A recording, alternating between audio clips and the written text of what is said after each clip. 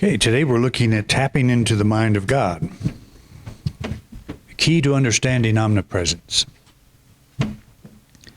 This to me is a very interesting subject. It's a bit abstract in some ways, so we're going to try to make it not so abstract, because tapping into the mind of God sounds like a pretty big deal. Sounds like a pretty big job. But there's a reason that we would say this. It's becoming increasingly clear to a certain camp of physicists that omnipresent consciousness is a fundamental element of the universe.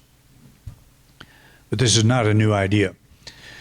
So if you have kept up with any of the consciousness studies, consciousness research, one of the leading researchers, there are many, and it's a very complex field, but David Chalmers is the one that coined the term as consciousness is the hard problem. And science is trying to figure out where it comes from, how it happens.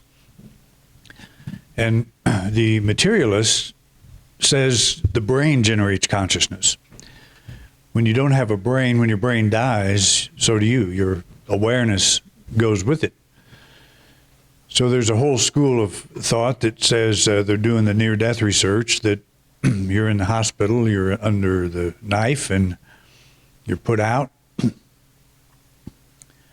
flatline, and yet from a corner in the ceiling of the operating room, you can see and hear everything going on. And not only that, you can remember it. So it must not be stored in the brain. I mean, that's one of the speculations, but there's a group of physicists that they're leaning toward the quantum physics, which I'm not going to get into, but there's a lot of ideas there that allow us to think, allow the disciplined thinkers to go outside of the traditional view that consciousness is generated by the brain. They believe consciousness exists beneath the brain, that we're all expressions of consciousness, that consciousness is there before we were, or not necessarily before we were, but as individual beings. But this is not, as I said, a new idea. It was referred to as Panpsychism, a word that I have shared with you before, and it's not a word I like, not one that I use very often, but it's a very interesting word. It means world soul. It carries the idea that there is one soul in the whole universe. And this goes back a long way. Panpsychism is a view that mentality or consciousness is fundamental and ubiquitous in the natural world. It's everywhere present. There's no place where it's not. And of course, that's what we just said with our opening statement: one presence, one power. So that's based on a very old idea, very old philosophical idea. And when you get into studies, philosophical studies, again, it gets very complicated. And I can only go so far into that kind of thing. I appreciate the people that do it, that do it for a living and are very meticulous about it. But I'm okay with just the idea that we live and move and have our being in something that is alive. It's not an old man up in the sky. It is an energy, a field of energy. So in the 19th century, panpsychism was the default philosophy of mind in Western thought. While the scientifically minded will stop short of calling this God, we in the spiritual community have no problem doing so. And that's the way that's always been. Science has been very careful about not using words like soul and God and things that are religious sounding. It's kind of unfortunate. I like the word soul. It just, to me, it describes best what we are, what our spiritual essence is. When we say somebody has soul, that means there's a depth to them. There's a deeper reality than just the surface personality side. And I have no trouble with that word, but I understand why they're trying to avoid it in the scientific community. It's just not something that they want to connect, and they have a trouble with the biblical literalists, the ones that want to take the Bible literally also, and that's an understandable argument because I certainly don't take the Bible literally. But there are ideas in the Bible that should be taken literally, and we just have to learn to sort through all that if we want to do that. But there's no difference when we talk about reality. It's like when we talk about, say, mathematics. Who owns that? Who owns the principles of mathematics? Is it a country? Is it a culture? Is it an era out of which it was born? Did the founders of mathematics, the ones that began to realize that 1 and 1 equals 2, do they own it? Do they have the copyright on it? It's universal. And so it's not like a religion. To be a mathematician, you don't have to be a high priest. You become someone who's interested in numbers, and there's no qualifications other than that. There's no you don't have to walk a certain path. You just have to know how to work math. So when we're talking about what is reality, you can look at the Bible and you'll get a sense of what reality is, but it's from a biblical point of view. It's from a culture that we are more or less disconnected with. There are a lot of ideas there that are very true, but there are some ideas there that are not true or not ideas we would necessarily embrace. And we can get into all kinds of contradictions when we're looking at the Bible. As I've said before, you can prove anything you want with the Bible, and you can disprove anything you want with the Bible. You can go either way. But if you understand why it was written, how it was written, who wrote it, and all of that, it kind of gets you to narrow down your thinking to the particular culture and the particular author and their particular purpose for writing. It helps you understand better. And I don't want to change what the Bible writers wrote. What I want to start out doing is appreciate why they wrote it. And then ask the question, do I have to agree with it? The Bible will tell us the earth pretty much is flat. And it's, this round plate that kind of floats, and it's sitting on pillars. And there's this firmament, this dome that is on top of it. And there are stars and moon and sun attached to that firmament. And on the outside of that is water. So do I have to believe that? Do I have to embrace that picture of the universe? No more than I have to embrace the Big Bang. There's going to be a day, I keep saying it, when we're not going to embrace that one anymore. We're going to grow through it. We're going to see something more. How do you explain dark matter, dark energy? They say the universe is like 85%, 90% dark energy, and then you ask an astronomer what that is, and they say, we don't know. We don't have a clue what dark energy is, but it's most of the universe. So how can we say we've got a theory that explains everything when we don't even know what 85% of it or 90% of it is? So I'm hopeful for new ideas coming forth, and they will. They never cease to. But we also come back and revisit some old ones like we're doing today. So God doesn't have a mind. When we talk about tapping the mind of God, tapping into the mind of God, God doesn't have a mind. God is mind. God is consciousness. Now, we think of God as the old man in the sky. That's what I was trained to think, how I was trained to think, and I still have a bad habit of doing that from time to time. When I want something to happen, I might ask the old man in the sky to fix it for me. But God is mind, and so we are immersed in mind. We are expressions of mind. We have to think in a different way when we think about God from this perspective. The characteristics of God, mind, are life, love, power, and intelligence. All living forms express life, love, and power sufficient to their being. The tiny mouse is just as alive as the enormous elephant. Intelligence is the one characteristic that displays indistinguishable variations. We have different levels of IQ, for example. We have, like the human level, and we have animals, plants. There's intelligence is as involved in a dandelion as it is in us. But it doesn't have to, the dandelion doesn't express the wide range of intelligence that we do. But it doesn't mean it's not immersed in it. And intelligence is immersed in the dandelion. There's a reason, there's some valve set up in all organisms that allow a certain amount of intelligence. But the other three elements, life, love, and power, we're all expressing those equally as needed. Again, the mouse is just as alive as the elephant, even though the elephant takes up a lot more space. But the energy of life is there in both. Everything has mind, but it is apparently the architecture of the brain that determines how mind functions through a given outlet. And I say apparently because there are exceptional cases where the brain of an individual does not fully form, yet the individual functions normally.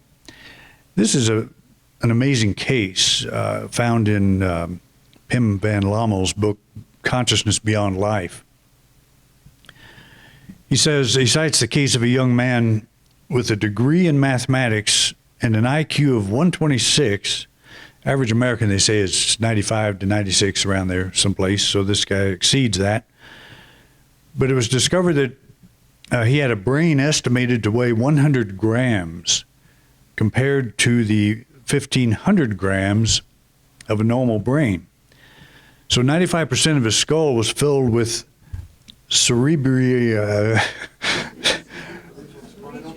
pronounce that for me, Fred. Good. Fluid.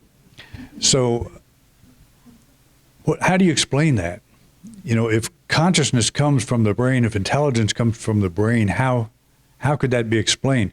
That's a very rare case, but it was reported in one of the famous medical journals, as Pim van Lommel is a cardiologist, retired cardiologist. Excellent book, by the way, if you want to pick one up that you want to read about the near-death research, which he's one of the leading researchers there. But if the consciousness arises from the brain, even there's one case here. How would you explain that? Where would consciousness of that individual come from, and where would the intelligence, the superior intelligence of this individual come from? I guess they didn't discover this till later in the man's life. So he went through his whole life with just a fraction of a brain. So how does that work? How do you figure that out? And I don't have an answer. None of the scientists that study cases like this have an answer. But it's a fact, and it's there. And so this individual has an absence of brain matter, but is still beyond what the average person is in terms of intelligence. So I think that's a fascinating thing, but it raises a question: if we don't originate in the brain, what are we? Where do we originate? And we talk about the potential of human potential, the ability to do all things. Science will say it's because of the size of the brain. Well, how do you explain this guy? It has nothing to do with it. It's a whole different category. And it indicates that if it's true for one, it may be true for all. Now, maybe we all have these aspects of the brain. And there's no doubt that the human brain is larger than, say, like a mouse or something. And so we do things that animals and with smaller brains don't do. The brain obviously plays a part. What I'm trying to say here is intelligence is not in the brain. The brain apparently has something to do with how we express it. Just like your computer. Any of you have an old computer that's out of date and it runs about 2 miles an hour compared to the newer ones that are instant and all of that? You got the same internet, but you've got two different computers. There's two valves set up. One goes full steam ahead, and the other's rather limited by old technology. So the brain probably does something like that. But it's also interesting, when my father had his stroke, he was incapacitated for 20-some years and finally passed. He always knew what he wanted to say, but he couldn't say it. He couldn't get it to come out right. So there was a part of him that was still okay. He still knew. The intelligence was still there, but he couldn't get his mouth to say what he wanted to say. I've had that problem up here once in a while. But it is a very interesting, that was interesting to observe in him, that we would be talking and he would be very frustrated trying to explain to me something, and he would then say, I know what I want to say, but I can't say it. So how do you know what you want to say and something's interrupting that? But does the interruption, is brain damage indicative of soul damage? And it isn't. We don't equate those. It is, and there's also cases where people are completely out of it for years. And right at the point of their passing, they become lucid. They sit up and they talk just like they always had when they were totally complete, totally whole. And then they die. And that's a facet of near-death research that is very interesting. And there's people studying that, trying to figure out what is going on, how does that happen? Because it looks like the brain is not letting them communicate, but then suddenly they do. And in a moment of awareness, they're able to do that. So there's so much about this we don't know. I don't care about what I don't know. What I feel like I do know is I am not my body. I'm not my brain. You know, I'm something much more than that. And I am tapped into something much bigger than I think. I'm tapped in bigger than any philosophy I come up with. I'm tapped into something that knows a lot more about everything than I could even hope to know. But that intelligence is in me. It is me. It is part of who and what I am. And we're talking about shifting the way we think about ourselves in this regard. So if intelligence is everywhere present, why isn't the mouse designing quantum computers? Brain capacity seems to be the best answer. It's like screwing a 40 or 100 watt bulb into the same socket. The 40 watt will not produce the light of the 100 watt, though they draw from the same source. So some of us have 40 watt bulbs, some of us have 100 watt bulbs, I guess. And I'm not going to name names, you know, we know who you are, and, you know, we all know. But that socket is the same energy source, same electrical source, but the bulb makes a difference on how bright, how much light comes forth. So you just take the human being and you take any animal, and obviously the human being has greater intelligence. It doesn't mean we always use it right. Doesn't mean we always see, that's where the love thing comes in, because we say love draws to us that which is for our highest good and dissolves that which is not. We human beings have a way of not doing that so well sometimes. We don't think about the impact we might be having on our environment, for example. I know what's good for me, I want that, and I don't care what happens to the rest of the world. And that's a tendency. I think we're waking up to that idea, to thinking larger in terms of the environment. I've said many times, I go out in the desert sometimes and see couches and televisions and things out there that it's just disgusting, that we would do that to our environment. But we do. And so that's a person that drops their couch off. Maybe they're very loving to their children and to their family, but they're not being too loving to that environment out there. And so we kind of pick and choose how we express love. But animals don't tend to do that. They tend to work in harmony with whatever environment they're in, to the best. Because if they deplete their resources, they will die. And somehow they seem to know that. And so when that begins to happen, the things change, the way they produce and all that. Populations go down when they need to and so on. Anyway, we're immersed in intelligence. We're literally immersed in the intelligence of God. We are designed to express it. This is particularly useful to know and visualize in our times of prayer. affirming the light of intelligence guiding our way, healing our mind and body, or opening new channels of abundance raises our expectation of faith, of greater good to unfold. I was trying to get my sprinkler started yesterday, and normally you just turn it on and it comes on. Well, it wouldn't do that. And so I fiddled with it for quite a while, and the people that blew it out last fall, I ended up calling them and said, "Did you guys do something to my sprinkler?" They swore they were innocent, and I think they probably are. But anyway, I was messing with this, and I was getting frustrated because I couldn't get anything to work. And so I started messing with the wires and all that, which I'm going to go back and do because it's not resolved yet. But I thought, tomorrow I'm talking about intelligence and what we do about this. We're immersed in intelligence. And so I said something like, infinite intelligence is figuring this out. I don't have to know how to do it.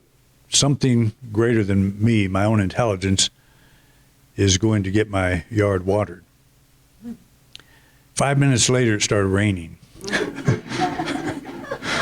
I went inside. I didn't even think about what I was saying.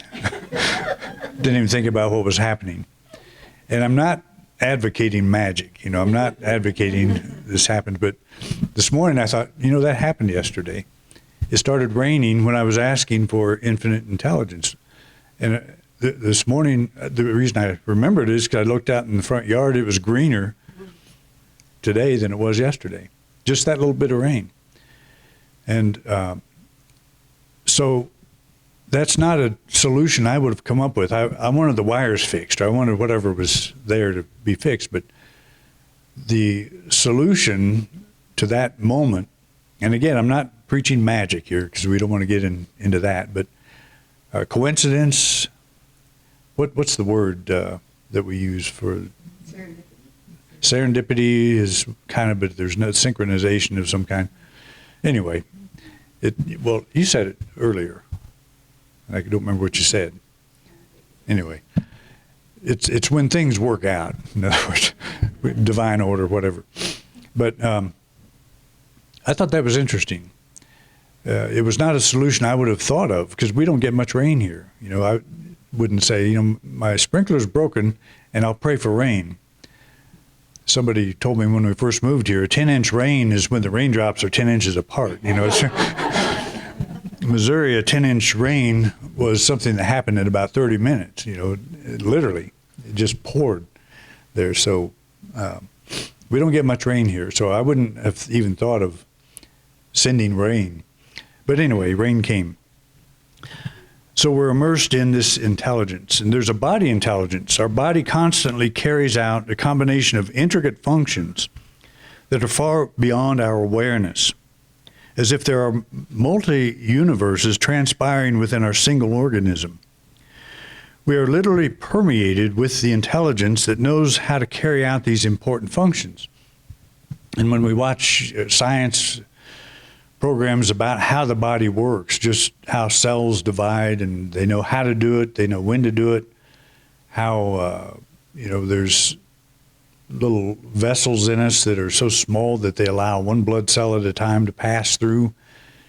How is all that designed? And we're up here, playing video games or something. We're not even paying attention to what's going on in the body, but it knows how to do it. And just that in itself is, to me, it's very inspiring to think that there's something in me that knows how to do these things. It's an intelligence, and it's just really incredible. And to come up with the whole design of the body in the first place is an amazing thing.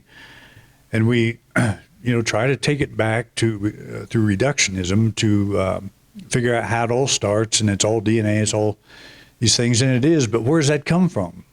There's something underlying that which we see. And, I don't have any problem calling that God.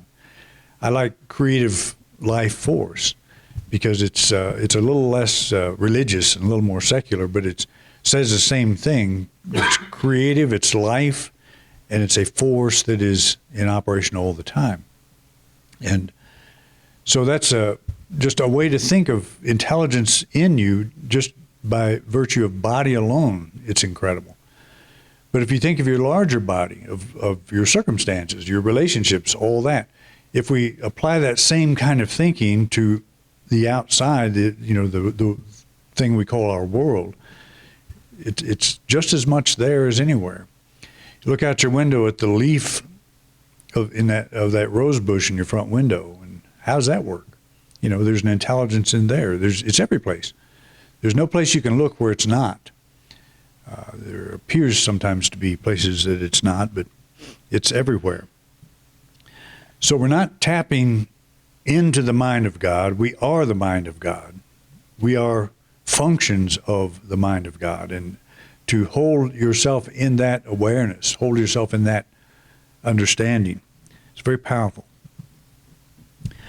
The same is true with our larger body of circumstance. We may be fixated on the opening of a specific door while infinite intelligence is opening a window that we're not even aware of. Affirming this possibility opens our mind to all possibilities. In truth, tapping into the mind of God is tapping into the greater resources of our own mind. So this is the paradigm of oneness. We are affirming our oneness with God. And this is where Jesus, I believe, was coming from.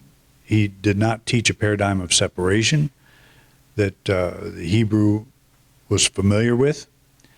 He taught a paradigm of oneness. And what I think he did, what I think set him apart, is he was able to take ideas like I'm talking about right now and give simple illustrations where people could grasp what he was talking about. Take an abstract idea, just like the light bulb, the 40 and the 100 watt.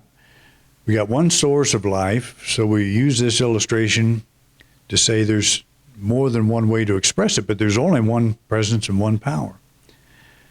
And so we can shut down the light bulb, we can shut down the amount of energy or intelligence that is expressed. One way we shut it down is through worry. One way we shut it down is through looking for specific answers instead of saying this or something better. And we don't really shut it down, we just alter the way it works through us. And it's like an illustration I've given before. If you're standing by a stream and you're throwing dye into it, like a red dye, you're going to get dye in the pool that follows. You throw blue in there and get blue. Throw a mixture of whatever you throw in there, you're going to get, that's what's going to be in your pool. And that's kind of what we're doing. We're not changing the water. We're not changing the flow of life. We're changing how it shows up in our life, in our experience. Thank you for watching this week's program. If you enjoyed this video, please share it with others. We want to reach as many people as we can, and we appreciate your help. If you'd like to help support this ministry, just click the donate card at the top right-hand corner of your screen. Your financial support means a lot to us. We have many subjects in our video lineup, so feel free to take a look. If there's a topic you don't see and would like me to address, just put it in the comment section. I'd love to know what's on your mind. To subscribe to this channel, simply click our logo. Thanks again for your interest in independent unity, and have a wonderful week.